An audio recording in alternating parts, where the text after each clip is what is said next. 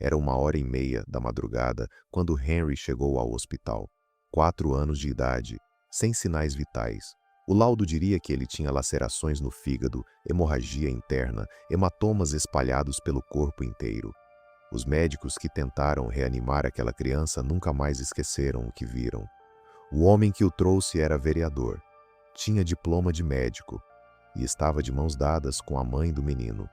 5 anos depois, ontem à noite, um júri olhou direto nos olhos dele e disse: 43 anos.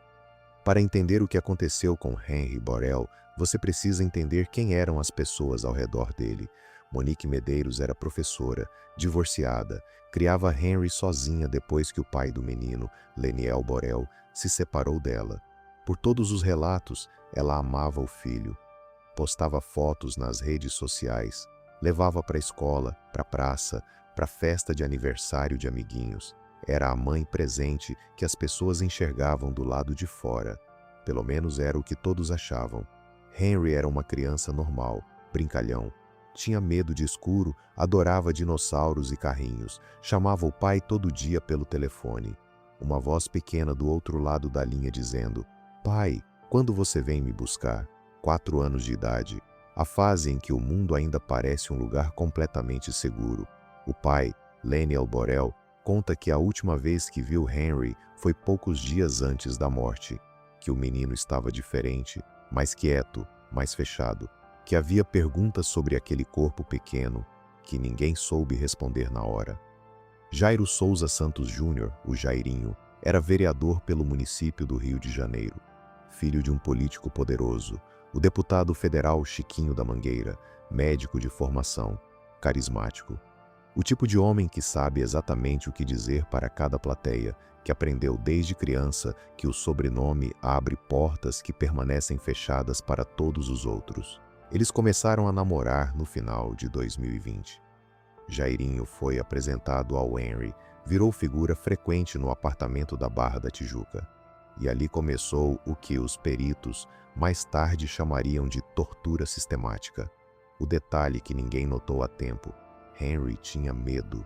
Medo específico, nomeado, de ficar sozinho com Jairinho. Uma criança de 3, 4 anos que avisou do jeito que uma criança consegue avisar, que ficava agitada quando o padrasto chegava, que pedia para não ficar, que chorava de um jeito diferente, que demonstrava com o único vocabulário que tinha que algo estava muito errado. Ninguém ouviu com urgência suficiente, mas havia sinais que ficaram registrados na memória das pessoas ao redor. A babá tinha notado mudanças no comportamento do menino nas semanas anteriores. Henry passou a recusar comida. Acordava assustado durante a noite. Chegava da casa da mãe com marcas que, isoladas, pareciam normais. Um arranhão aqui, um roxo ali, mas que foram se tornando frequentes demais, sérias demais, num ritmo que não é o ritmo dos acidentes de criança. Ninguém juntou os pontos com rapidez suficiente. Ou talvez alguém tenha juntado e ficado com medo de dizer em voz alta o que estava vendo. 8 de março de 2021, Dia Internacional da Mulher. Na madrugada desse dia, Monique e Jairinho chegaram ao pronto-socorro do Hospital Barrador com Henry inconsciente. A versão deles era simples: a criança havia caído da cama. Os médicos não acreditaram. E não foi uma questão de opinião, foi ciência pura. Uma criança não cai da cama e rompe o fígado. Não cai da cama e acumula hematomas em múltiplas etapas de cicatrização, ferimentos que estavam em fases diferentes de cura, o que provava sem margem para dúvida que haviam sido causados em dias diferentes, não naquela noite, em dias diferentes, ferimentos de dias diferentes, no mesmo corpo, no mesmo menino de 4 anos. O laudo pericial identificou 14 lesões, 14, espalhadas pelo crânio, pelos braços, pelo tórax, pelos órgãos internos. A causa da morte foi hemorragia interna provocada por laceração do fígado. Os peritos deixaram claro: a força necessária para causar aquela lesão específica não é compatível com quedas acidentais de pouca altura, é compatível com golpes intencionais. Henry chegou tecnicamente morto ao hospital. A médica que o atendeu disse isso no júri 5 anos depois. e não conseguiu terminar a frase sem parar para respirar fundo. A sala ficou em silêncio absoluto. Henry morreu naquele hospital, 4 anos e 8 meses de idade, num lugar que deveria salvar vidas, cercado por pessoas que fizeram tudo o que podiam, só que tarde demais. A polícia foi acionada. E o que começou como ocorrência de acidente doméstico ia se tornar o caso criminal mais comentado da história recente do Rio de Janeiro. Nos dias que se seguiram, o Rio de Janeiro inteiro tomou conhecimento do caso. As imagens de Monique e Jairinho sendo conduzidos pela polícia circularam em todos os canais de notícia. Pessoas que os conheciam pessoalmente disseram estar em estado de choque. Colegas de Jairinho na Câmara de Vereadores disseram publicamente não reconhecer o homem com quem tinham trabalhado. O pai de Jairinho, deputado federal, manteve silêncio. E o Brasil, um país acostumado a crimes que ficam sem resposta, se viu unido numa coisa só: a raiva de quem vê uma criança ser morta em casa e não consegue entender como ninguém impediu. Enquanto Jairinho e Monique ainda tentavam sustentar a versão da queda, os investigadores da Polícia Civil do Rio de Janeiro já tinham encontrado algo devastador. Henry não era a primeira vítima.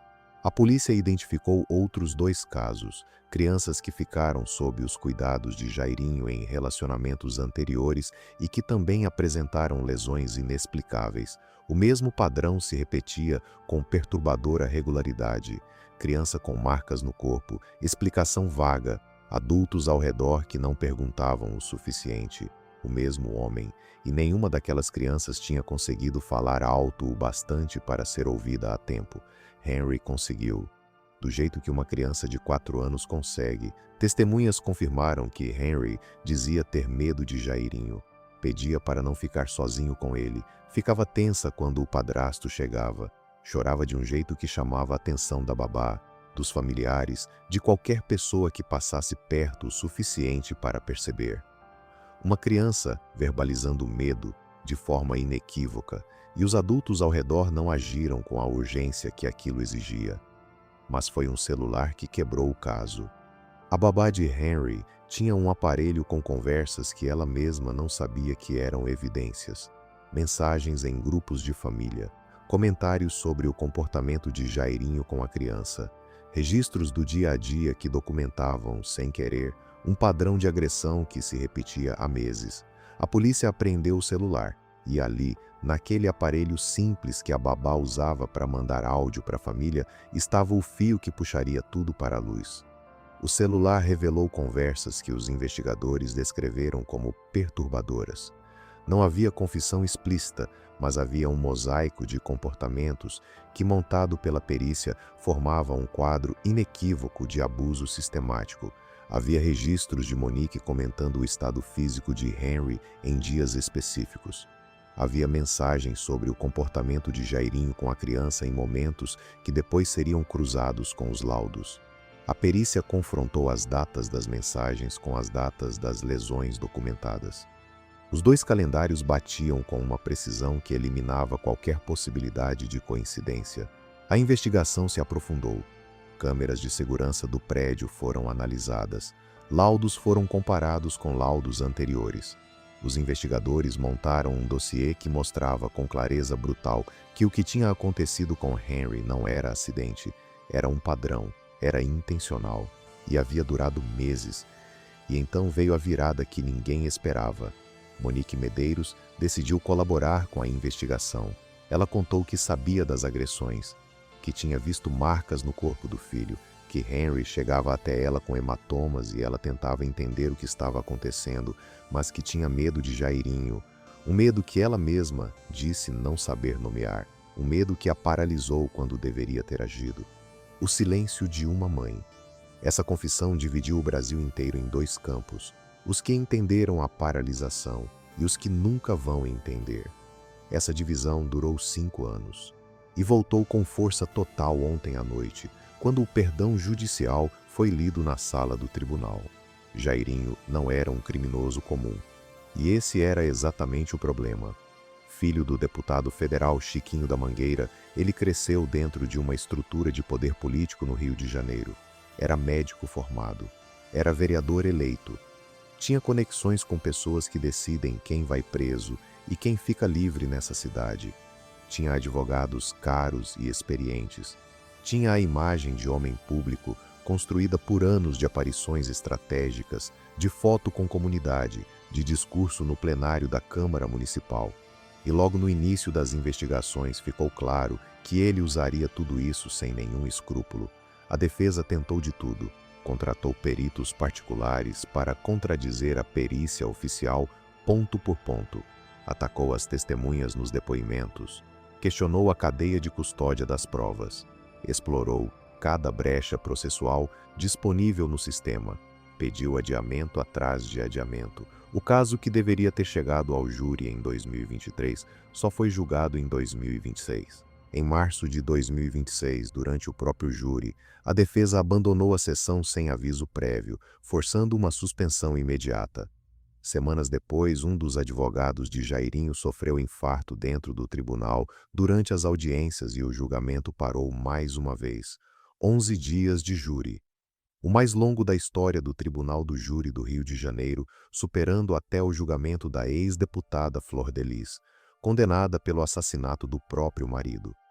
O julgamento virou fenômeno nacional, jornalistas acampados do lado de fora do tribunal todos os dias, hashtags no trending do Brasil com regularidade, perfis no Instagram e no TikTok acompanhando audiência por audiência, com milhares de pessoas assistindo em tempo real.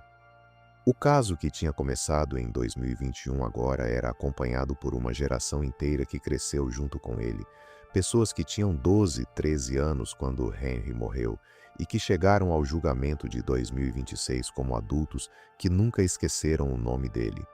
Essa é a persistência da memória coletiva quando a mídia não deixa esquecer e quando um pai recusa de forma intransigente que o filho seja apenas mais um número esquecido numa estatística. 5 anos. Enquanto o pai de Henry, Leniel Borel, tornava-se um símbolo nacional. Aparecia em cada audiência com uma camisa com o rosto do filho estampado no peito. Postava nas redes, dava entrevistas. Se recusava categoricamente a deixar o menino ser esquecido pelo noticiário e pela memória coletiva. Leniel disse uma vez: "Eu não vou descansar enquanto o assassino do meu filho não estiver preso." Ontem à noite, Leniel pode ter dormido diferente. O julgamento começou em 23 de maio de 2026. Foram 11 dias que o Brasil acompanhou em tempo real, com câmeras na porta do tribunal e cobertura ao vivo. Médicos descrevendo cada uma das 14 lesões, com precisão clínica que deixava a plateia em silêncio total. Peritos explicando a impossibilidade científica da versão da queda, com dados, com cálculos, com imagens projetadas. Testemunhas que conviveram com Henry, narrando exatamente como aquela criança se comportava perto de Jairinho, com detalhes que nenhuma testemunha poderia inventar. Uma psiquiatra forense que olhou para o réu e disse, em público, diante do júri inteiro: "Ele é perverso, tem prazer em provocar dor." Jairinho manteve o que manteve durante todo o processo. A negativa absoluta: "Não fui eu." 5 anos, os mesmos olhos frios, a mesma postura, a mesma negativa. Na madrugada de 4 de junho, o júri voltou com o veredito. Os 12 jurados passaram horas deliberando dentro da sala fechada, sem câmeras e sem jornalistas. 12 cidadãos comuns do Rio de Janeiro, pesando cada prova, cada testemunho, cada detalhe do laudo. Quando voltaram para o plenário, o silêncio na sala era absoluto. A juíza Elizabeth Machado Louro leu o resultado em voz alta na madrugada, e quando chegou ao número final, 43 anos, o choro que irrompeu na sala veio de muitas direções ao mesmo tempo. Do lado de fora do tribunal, onde as pessoas esperavam desde o início da noite, os gritos de alívio e de tristeza se misturaram num som só. 43 anos, 9 meses e 20 dias. Homicídio qualificado com meio cruel e contra menor de 14 anos. Tortura majorada, coação no curso do processo, regime fechado, indenização de R$400 mil ao pai de Henry. E então veio a decisão que explodiu nas redes sociais. Monique Medeiros recebeu perdão judicial. Sua pena foi fixada em 1 ano e 4 meses, tempo inferior ao que ela já havia cumprido presa preventivamente. A juíza Elizabeth Machado Louro fundamentou a decisão. O comportamento de Monique, embora grave e moralmente condenável, não se equiparava ao do assassino. Uma parte do Brasil aplaudiu. A outra ficou com uma raiva que não tem nome. Qual é o peso do silêncio de uma mãe? 43 anos. Jairinho ficará preso até os 100 anos de idade, se viver tanto. Leniel Borel, o pai de Henry, disse após o veredicto: "Hoje é um dia de alívio, mas não é um dia de alegria. Alegria seria ter meu filho vivo." Henry Borel teria 11 anos hoje. Esse caso levantou perguntas que o Brasil inteiro vai continuar discutindo. Por que Monique ficou calada tanto tempo? O que faz um adulto enxergar a dor de uma criança e escolher não agir? O perdão judicial foi um ato de misericórdia ou foi uma segunda absolvição disfarçada? Deixa nos comentários o que você acha. Jairinho merecia mais tempo? Monique merecia o perdão? Eu quero ler a sua opinião. Se esse vídeo te afetou, e eu sei que afetou, compartilha. Porque histórias como a de Henry não podem ser esquecidas. Elas precisam circular, elas precisam incomodar. Eu sou o Arquivos do Crime. Nos vemos no próximo arquivo.